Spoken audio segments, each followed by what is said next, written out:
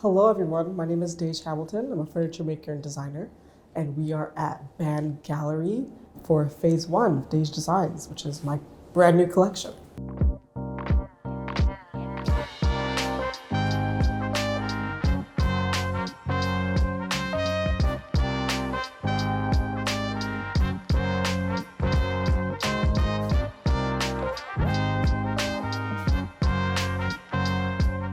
So when I was younger, I wanted to be an inventor. I was probably 8 years old. And when I got to the 6th grade, we had to take woodworking, which was something I haven't done before. But once I got into that classroom, I felt like I belonged there. It was really cool to be able to use the tools at such a young age. And so I kind of continued and pursued woodworking throughout middle school and then high school, and then 2 years of post-secondary education. My teachers always told me I had an eye for design. I didn't know really what that meant until I started designing my own furniture in high school. I designed my first piece when I was in grade 10. It was a very small stool. I wouldn't say that it was built the best, but it was kind of an introduction into what the craft world was about. I kind of wanted to pursue furniture because my mom was an interior designer, and watching her make what they call in interior design room boards, I watched her make furniture the focal point, whether it was like a bright yellow chair or a red bench, something kind of over the top, but that was what she wanted her clients to kind of gravitate towards. And it was interesting because I'm like, wow, how could I make something the focal point of a room?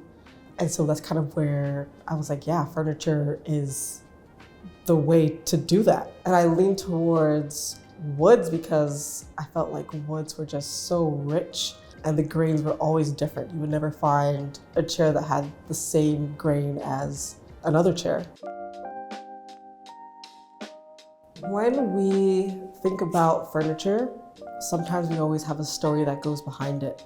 Whether that's us sitting at a coffee table playing card games with our family or friends, or getting lectured at the dining room table by our parents because we weren't being good. There's always kind of a story that we can associate with furniture. And so when I created phase one, I kind of wanted it to bring back the sentimental value in furniture. I feel like a lot of us nowadays are kind of buying random pieces just to fill a room, and we don't always hold the same value as we did if we were at our grandparents' house where we had those stories. I feel like my favorite type of furniture would be surfaces, tables, desks, because we have to sit at them and so many important discussions happen there. And we're not always taking into consideration that we're sitting at a table to have this discussion, whatever the discussion may be. But I feel like the table is what brings everyone together. So yeah, tables are my favorite. When I'm sourcing material, I always try to choose the lumber that has the most characteristics, like either it has a lot of knots or the grain is really crazy, because I want the wood to speak for itself. And so having lumber that has crazy texture, crazy grain, and complementing that with a simpler design allows the wood to speak for itself.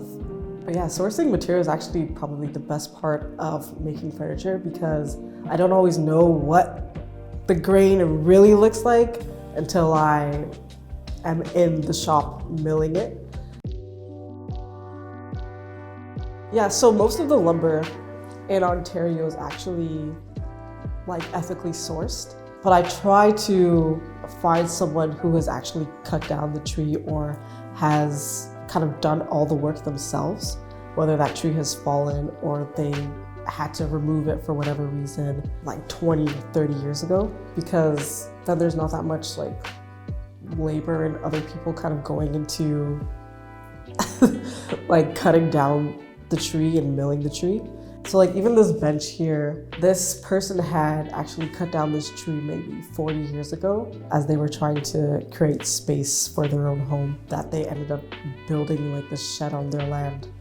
But they left this lumber out in the bare wilderness for like 20 years, and it was able to just kind of collect the sun's UV rays and become richer in color.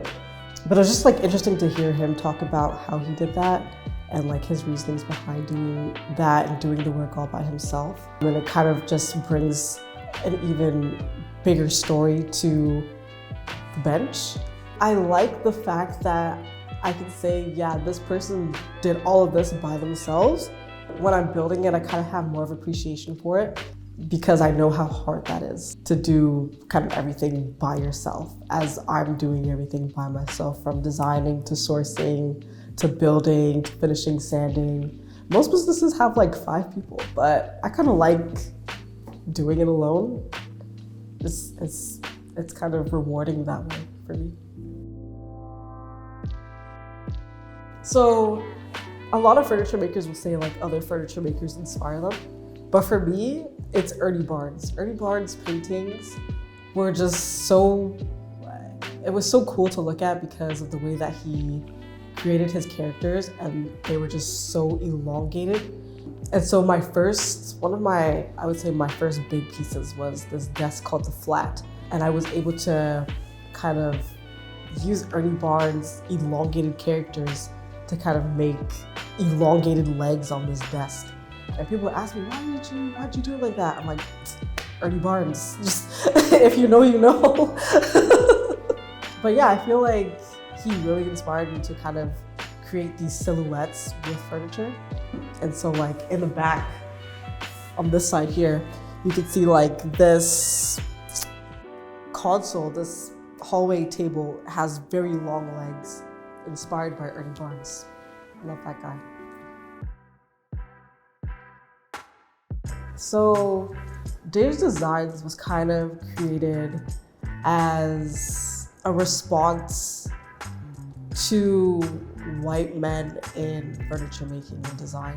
When I was in school, I was hit with a lot of racial comments, mainly because I was Black, I was queer, a woman in a field that was dominated by white men. And it kind of pushed me to like, kind of do something on my own, kind of to prove a point that women could do this too, and better, you know.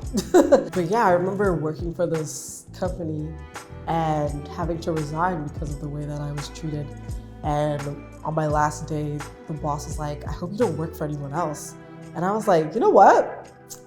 I won't.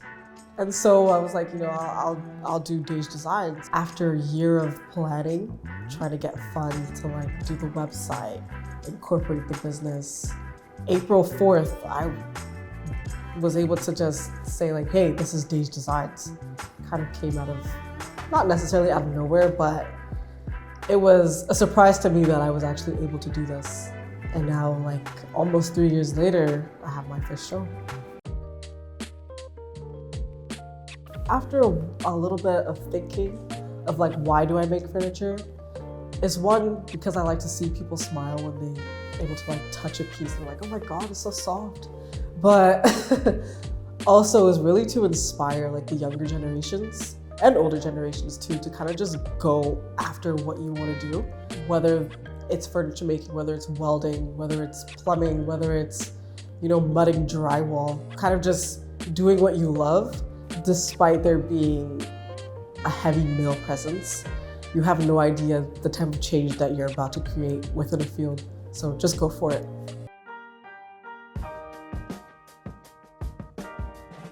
So in 2018, I had this goal that I wanted to create like a line of furniture.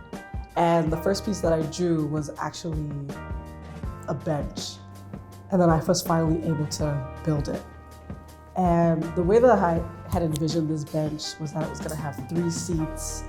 Each seat would be separate. But as I started building the bench and kind of allowing my tools to like feel out the wood, I changed the design completely and started like carving out the seat for someone to sit. Originally it was gonna have like a piece down the center, but I was like, I kind of want people to get close, like a love seat.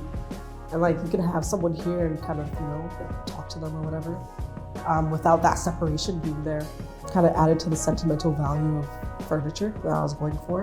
And the way that I carved this was freehand using an angle grinder. I don't know if anyone knows what an angle grinder is, but it's a tool that mechanics use for body work. And as of recently, they kind of created different discs that can be attached to an angle grinder that you can use to carve wood. And that was like one of my first tools that I ever got. My friend actually bought it for me. And then my mom bought me a rasp wheel, which is what we call it, a rasp wheel. And I kind of started practicing freehand carving, which is different than just making regular furniture. Because when you're working with regular furniture, you kind of start with like a 2D form, whereas carving something freehand is immediately 3D. You have to think about shapes differently. But yeah, this was definitely challenging because I haven't incorporated freehand carving into furniture. But yeah, it made me think about seating differently and closeness and wanting to be with someone. So the entry table was actually made as a competition piece that they did not want me to be a part of, which was funny because I feel like a lot of people don't always understand furniture as art. And so they had told me, no, maybe next year. We don't have the space. I'm like, okay, that's cool, it's fine. But as I kind of like was looking at it further, I'm like, this kind of tells a story. The way that it was built, kind of on a whim. I was at the shop one day just trying to think of something to make. And within like 3 hours, I had all the parts done for this. And it was all cut from like one board, which was interesting because trying to figure out how to like get legs from like this section or get the aprons from this section, a lot of it going together kind of connected. There's parts in here that actually match up with each other, which was really cool. Unintentional, but also kind of intentional. But yeah, the wood used for that entry table is ambrosia maple. And a lot of woodworkers don't really like ambrosia maple because it has a lot of holes in it because of the ambrosia beetles kind of making their way through the tree and leaving their marks. That's why it has like a lot of streaks and whatnot. But for me in my work, I love when wood has like character like that. Again, it makes the wood the focal point more than the design, which is kind of like my thing. I'd rather the wood be the focal point. But yeah, it also has like this kind of olivey color to it, which is kind of unusual for maple. It's not always that color. But yeah, I think it's one of my favorite pieces just because of the wood. My whole thing is mid-century modern and kind of like incorporating Toronto's minimalism. A lot of my designs are kind of like a good simple, I would say. With this side table here, I kind of wanted it to be a smaller version of the entry table.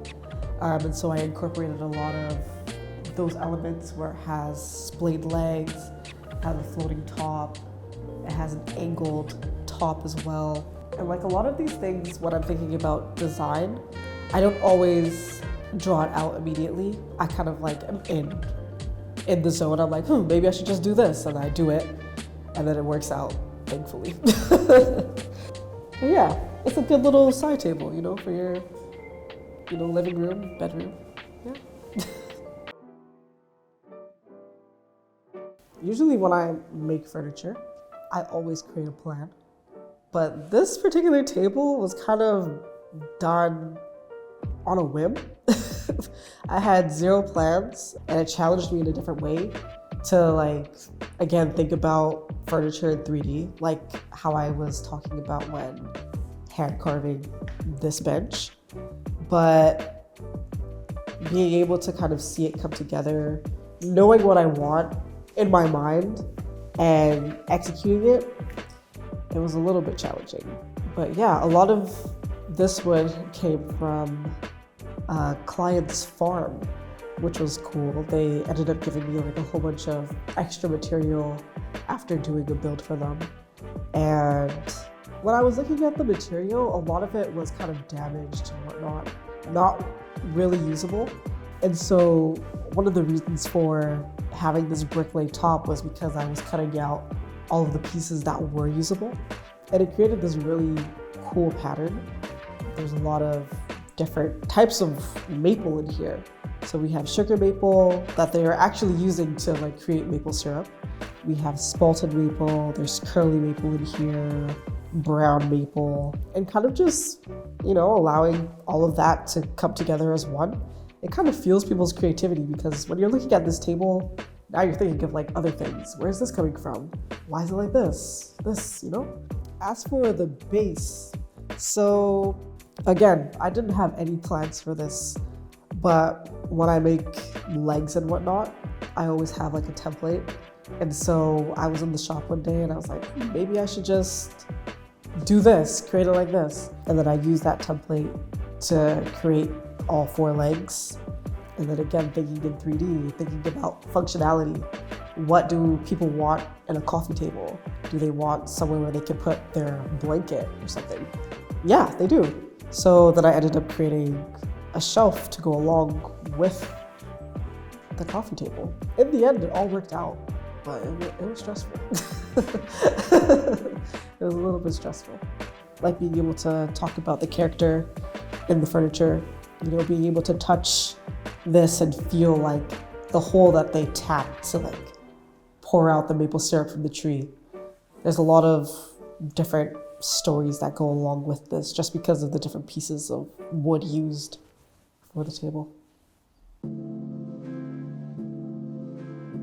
Yeah, the stools I've been designing for like maybe 2 years, kind of like on and off, going back and forth between drawing and AutoCAD and wanting to do something different because a lot of my older works, I would say, don't really have curves like how these stools have.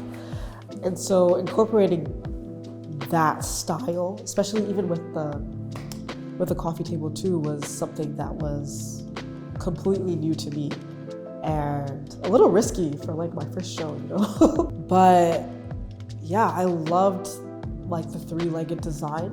And so I kind of just wanted to like create something a little bit different in a way where the tops are a little bit larger than normal stool seats.